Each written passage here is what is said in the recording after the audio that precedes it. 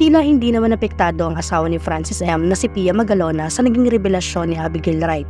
Deadma lamang ito at wala ni isa mang naging komento. Taliwas naman sa naging reaksyon ng anak nito na si Frank Magalona. Bago tayo magpatuloy sa video ito, huwag niyong kalimutan pindutin ang subscribe button.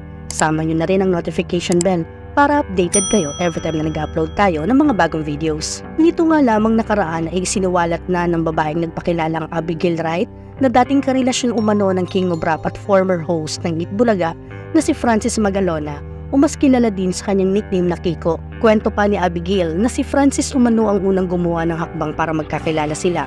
Nung minsan raw ay nanonood siya ng Eat Bulaga live sa studio, doon umano siya unang nakita ni Kiko at doon na raw nagsimula ang kanilang relasyon kung saan nagkaroon nga sila ng anak. Tila wala namang pakialam ang asawa ni Francis M. sa naging revelasyon na iyon. Dati niya pa raw alam na nagkaroon ng ibang babae ang kanyang asawa, ngunit ayaw na umano nilang palakihin pa ang issue. Kahit na maraming media ang nangungulit sa kanila ay nanatiling tikom ang kanilang bibig. Gusto lamang raw nilang bigyan ng respeto ang kanilang ama bilang matagal na iyong nangyari at namayapa na rin naman ang King of Rap. Mas apektado pa nga raw ito sa kanyang kapitbahay na nagsisiga o nagsusunog sa tabi ng bakuran nila. Nagpost pa nga ito sa kanyang social media account. Ayon pa sa kanya ay illegal ang ginagawa nitong pagsusunog ng basura na nakakaapekto sa kalusugan ng mga makakaamoy nito. Samantala, iba naman ang naging reaksyon ni Frank Magalona tungkol sa issue. May isang netizen kasi na napakomment tungkol sa sinabi ni Abigail Wright na matagal umano siyang nanahimik.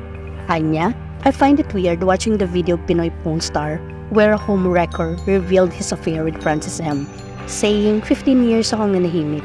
Of course, you will. You're a mistress. Duh. Mapapansin naman na nilike ni Frank Magalona ang naturang comment na tila sinasang-ayunan nito ang sinabi ng netizen. Samantala, samot-saring opinyon naman ang naging komento ng iba pang mga netizens tungkol dito. May mga nagsasabi na gusto lamang ng mga itong makiride on sa pangalan ng mga Magalona para sumikat.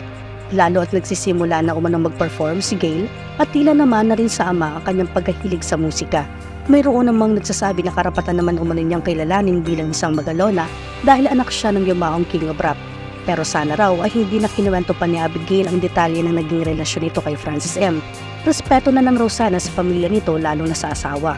Anong masasabi niyo tungkol sa video nito?